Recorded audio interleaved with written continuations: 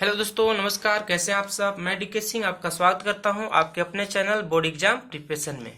तो आज हम लोग इस वीडियो के माध्यम से यहाँ पे सीखने वाले हैं कि आखिर कैसे किसी भी परमाणु का परमाणु संख्या यानी किसी भी एटम का एटॉमिक संख्या हम लोग कैसे ज्ञात करते हैं, कैसे निकालते हैं। ठीक है ना। आज मैं इस वीडियो के माध्यम से आपको यही सिखाने वाला हूं। बिल्कुल आसान है, ये मैंने ऑब्जर्वेशन के आधार पे बता रखा है। ठीक है ना। ये ऐसा कोई मतलब आपको कैसे याद करना है। बहुत सारे लोगों को समस्याएं होती है कि उनको जब एटॉमिक नंबर यानी कि परमाणु संख्या जब याद करना होता है तो आसानी से याद कर लेते हैं, 1 से 20 तक या 1 से 30 तक याद कर लेते हैं। लेकिन जब उनसे पूछा जाए कि आप एटॉमिक मास हमको बताओ, है ना, एटॉमिक मास बताओ, तो नहीं बता पाते हैं। बात समझ पा रहे हैं यहाँ पे। तो एक होता है एटॉमिक नंबर यानी कि परमाणु संख्या, एक होता है एटॉमिक मास यानी कि परमाणु भार। तो एटॉमिक संख्या याद करना, परमाणु संख्या याद करना बहुत आसान है, लेकिन एटॉमिक वेट बहुत लोग को दिक्कत होता है, यानी परमाणु भार याद करने में बहुत लोग को दिक्कत होता है। तो आज मैं यहाँ पे बताऊंगा कि कैसे आप शॉर्ट तरीके से, आसान तरीके से एटॉमिक वेट को यानी परमाणु भार को आसानी से याद रख सकते हो। ठीक है ना। एकदम बहुत आसान कॉन्सेप्ट है, बहुत आसान तरीका यहाँ पे है। तो सबसे पहले देखिए हम लोग यहाँ पे, मैंने यहाँ पे इंग्लिश में लिख रखा हुआ है। जो हिंदी भाषी स्टूडेंट है वो हिंदी में भी इसको समझ सकते हैं, और मैं आपको हिंदी में भी लिख देता हूँ कि जो आपका एटॉमिक नंबर होगा उसको हम लोग यहाँ पे हिंदी में परमाणु संख्या कहते हैं। ठीक है। एक एक करके आप देखते चलेंगे, आपको एक एक बात बढ़िया से समझ में आएगी। ठीक है ना। तो एटॉमिक नंबर को हम लोग परमाणु संख्या यहाँ पे कहते हैं। ठीक है। परमाणु संख्या, और कैपिटल जेड से रिप्रेजेंट करेंगे। उसी प्रकार से आपका मान लीजिए सिंबल है ना, सिंबल को हम लोग क्या बोलेंगे, संकेत बोलेंगे। सिंबल को क्या बोलेंगे, संकेत बोलेंगे। जबकि वैलेंसी को क्या बोलेंगे, संयोजकता बोलेंगे। ठीक है ना। वैलेंसी को क्या बोलते हैं, संयोजकता बोलते हैं। उसके बाद नेम ऑफ एलिमेंट्स यानी तत्वों के नाम, यहाँ पे आप क्या लिखेंगे, तत्वों के नाम लिखेंगे। हमारा तत्वों के नाम के लिए मैंने टेबल छोड़ रखा हुआ है। उसके बाद आपका परमाणु भार है। ठीक है ना। उसके बाद जो आपको यहाँ पे आने वाला है वो क्या है, परमाणु भार है, परमाणु भार। इसको हम लोग कैपिटल लेटर ए से दर्शाते हैं या रिप्रेजेंट करते हैं। इंग्लिश में रिप्रेजेंट करना, हिंदी में दर्शाना। ठीक है ना। तो आप जैसा कि यहाँ पे देख पा रहे होंगे, मैंने यहाँ पे 1 से लेकर आपको 20 तक इसमें लिख रखा हुआ है। कम से कम 20 तक भी अभी याद हो जाए ना तो बहुत काम आने वाले है आपको। ठीक है ना। अगले वीडियो में इसके आगे से मैं बताऊंगा। इस वीडियो में 20 तक हम लोग बात करेंगे कि आखिर किस प्रकार से याद रख सकते हैं। ठीक है। तो सबसे पहले मैं एक एक करके आपको मैं यहाँ दिखा देता हूँ कि जो आपका एटॉमिक नंबर 1 है यानी परमाणु संख्या 1 है, उसमें कौन है, हाइड्रोजन है। ठीक है ना। परमाणु संख्या 2 के लिए कौन है, हीलियम है। तो आप अगर हिंदी भाषी स्टूडेंट हैं तो हाइड्रोजन को इस प्रकार से आप लिख सकते हो, जैसे मैं पढ़ रहा हूं वैसे ही लिखना है बस। ठीक है। ये हो गया हाइड्रोजन।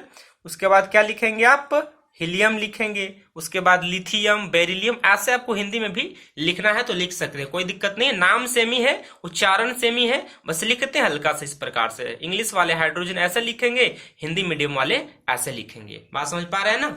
चलिए ठीक है। तो अब हम लोग यहाँ पे देख लेते हैं एक एक करके कि इसकी जो परमाणु संख्या है 1 से 20 तक, उसके लिए संकेत क्या है।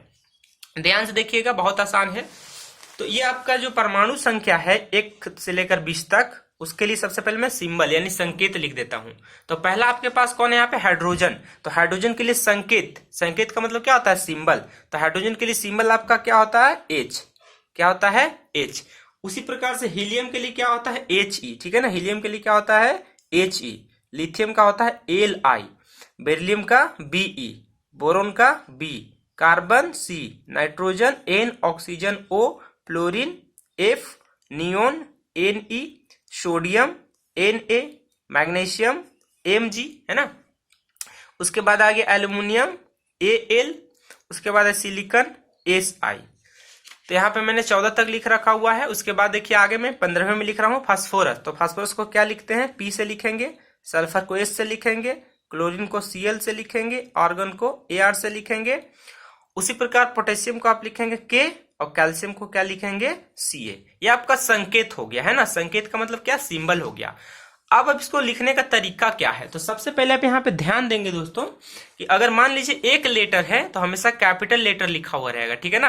और अगर 2 लेटर रहेगा तो पहले वाले लेटर को हमेशा कैपिटल यानी बड़ा वाला लिखना है, और दूसरे वाले को हमेशा छोटा लिखना है। जैसे आप फॉर एग्जाम्पल यहाँ पे देखेंगे हीलियम के लिए, तो हीलियम के लिए क्या होता है, He। तो पहले कैपिटल में H लिखा मैंने, उसके बाद E लिखा स्मॉल में। उसी प्रकार लिथियम में देखेंगे कैपिटल L, बड़ा वाला L, और छोटा वाला I है।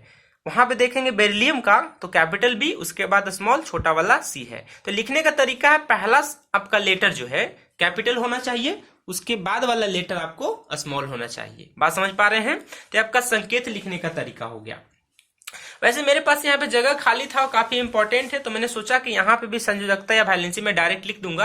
हालांकि वैलेंसी निकालते कैसे हैं, हाउ टू फाइंड वैलेंसी, इसके लिए मैंने एक अलग से जो है वीडियो बना रखा है, वो मैं अपलोड कर दूंगा इसके साथ ही, ठीक है ना। उसमें आप समझेंगे बढ़िया से कि मतलब संयोजकता को कैसे निकालते हैं। कोई भी परमाणु दिया गया आपके पास है ना, यानी कोई भी एटम आपके पास दिया गया, कोई भी एलिमेंट, तो उसका संयोजकता यानी वैलेंसी कैसे आप निकालेंगे, इसके लिए मैंने एक अलग से वीडियो बना रखा हुआ है, बहुत आसान तरीका से, ठीक है ना।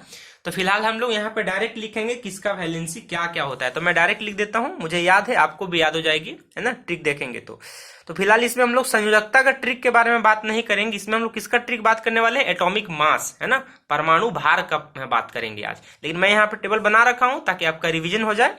तो हाइड्रोजन के लिए जो संयोजकता होता है वो होता है आपका 1, है ना।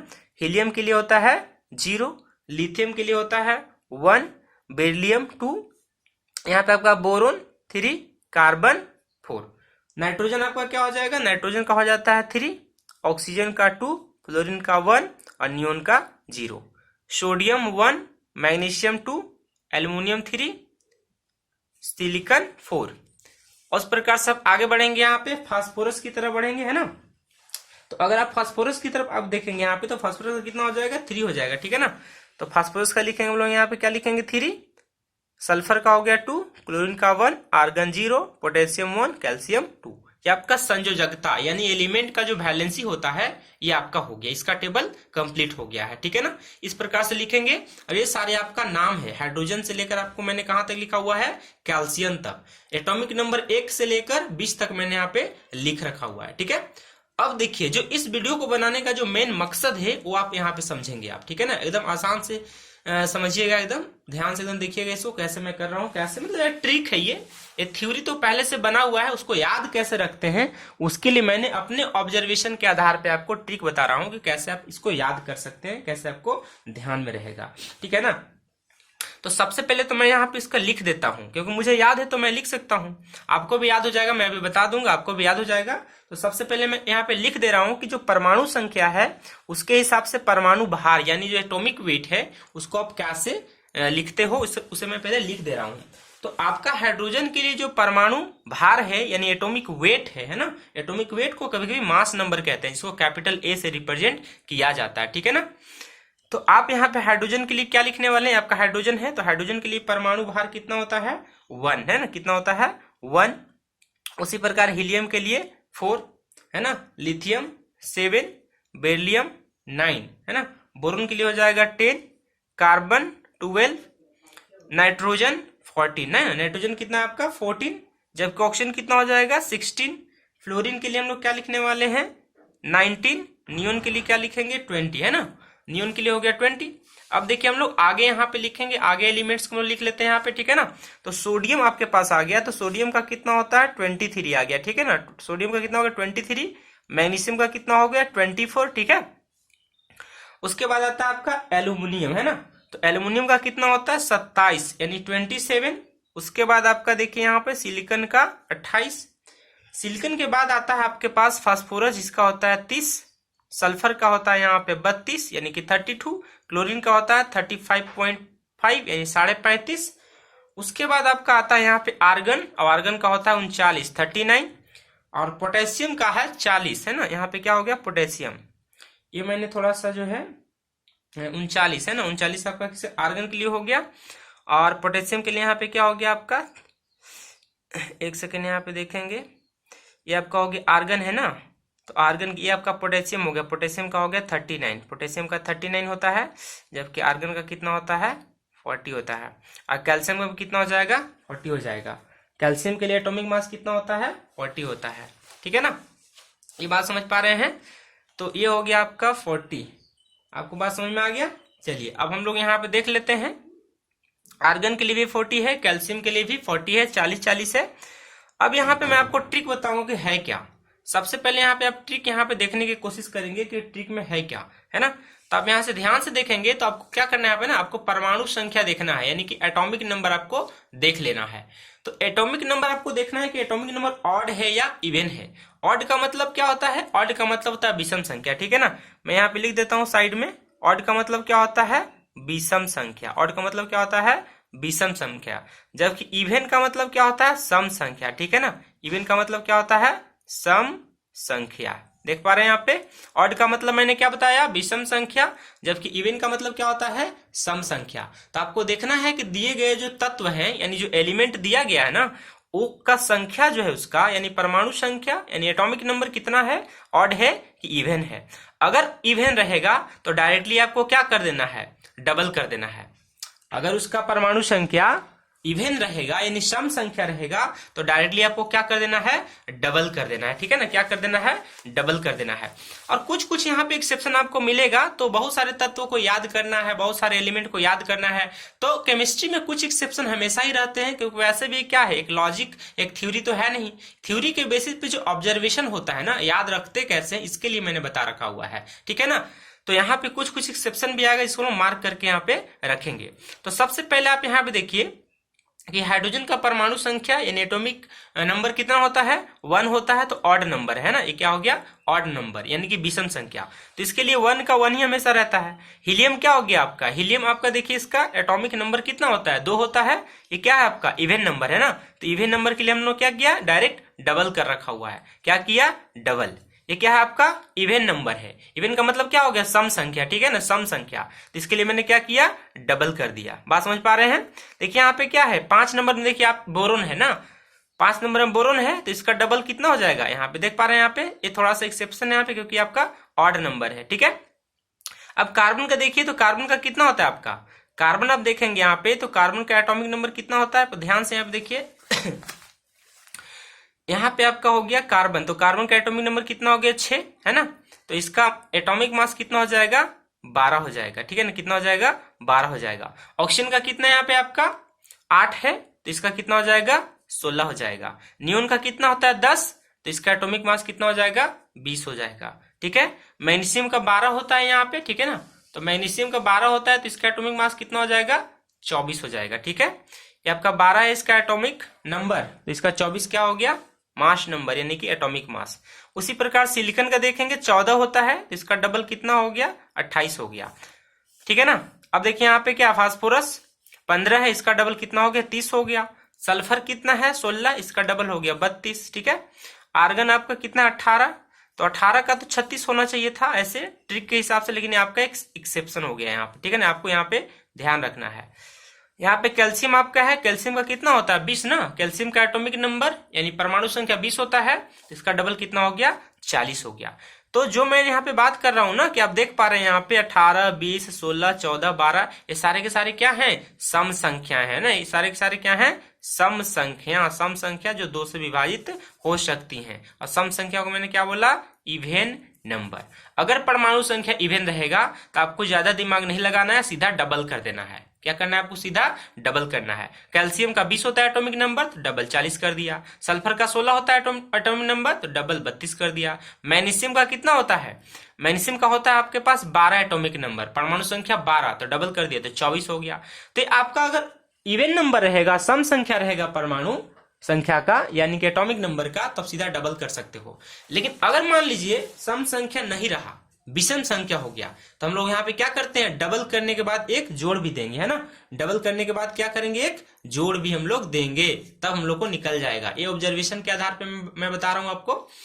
तो देखिए, सबसे पहले एक के लिए तो हमेशा वही रहने वाला है, चाहे एटॉमिक नंबर पूछ ले या एटॉमिक मास पूछ ले, है ना। एटॉमिक मास या एटॉमिक वेट एक ही चीज है, एटॉमिक नंबर अलग है, जिसको हम लोग कैपिटल जेड से रिप्रेजेंट करेंगे, और एटॉमिक वेट को हम लोग कैपिटल ए से रिप्रेजेंट करेंगे। आप देखिए यहाँ पे ध्यान से, 3 में क्या होता है? लिथियम। 3 में क्या होता है? लिथियम, ठीक है ना। तो लिथियम क्या है? 3 नंबर है, तो 3 क्या आपका? ऑड नंबर है। तो ऑड नंबर कहने का मतलब क्या हो गया? विषम संख्या। तो विषम संख्या के लिए क्या करना है आपको?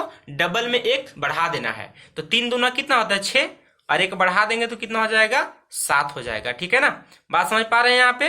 ये तो आपका मान लीजिए 4 क्या है? इवेन नंबर है। तो ये आपको ध्यान रखना पड़ेगा कि इवेन नंबर में थोड़ा ये एक्सेप्शन है, डायरेक्ट डबल नहीं है इसमें, ठीक है ना। अब यहाँ पे देख लीजिए, आपको एक फ्लोरीन आपको मिल रहा है यहाँ पे, फ्लोरीन का देखिए यहाँ पे कितना है, 9 है ना, फ्लोरीन का कितना है 9। तो 9 क्या है आपका ऑड नंबर है, यानी कि विषम संख्या है।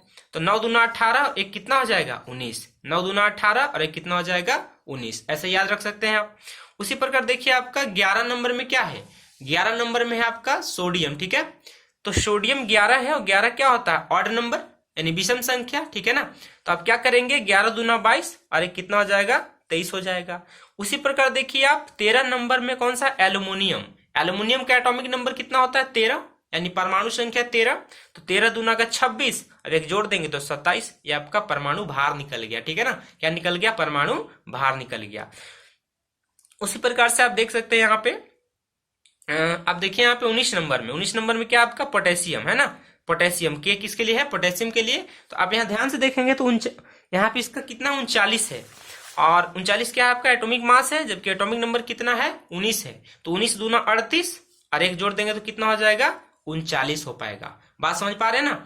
तो इस प्रकार से आप देख सकते हैं कि कैसे आपको ज्यादातर 1 से 20 तक मैंने बताया, उसमें ज्यादातर तत्व या ज्यादातर एलिमेंट ऐसे थे जहां पे ऑड नंबर रहने पे डबल से एक जोड़ना पड़ रहा था, जबकि इवन नंबर रहने पे ठीक डबल कर देना पड़ रहा था, ठीक है ना। और कुछ कुछ एक्सेप्शन है, तो अगर मान लीजिए बहुत सारे एलिमेंट आपको याद रखने हैं तो 1-2 एक्सेप्शन तो आपको याद रखने ही पड़ सकते हैं, कि नहीं। अगर मान लीजिए 1-2 एक्सेप्शन के चक्कर में आप इस रूल को, इस ट्रिक को मान लीजिए अगर नहीं ध्यान रखते हैं तो याद करने में आपको दिक्कत हो जाएगी, ठीक है।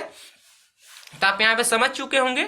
आप यहाँ पे देखिए क्लोरीन एक अलग टाइप के एक्सेप्शन है, यहाँ पे आपका देखिए पॉइंट में आ चुका है, ये आपको तो मार्क कर लेना, बहुत ही इंपॉर्टेंट एलिमेंट है, बहुत ही महत्वपूर्ण तत्व है पूरे पीरियोडिक टेबल का। जो आवर्त सारणी होता है आपके एनसीईआरटी बुक में, उसका बहुत ही इंपॉर्टेंट है। ये देखिए आपका पॉइंट में है 35.5, 35.5 है, एकदम ध्यान रखना है आपको। बात समझ पा रहे हैं ना।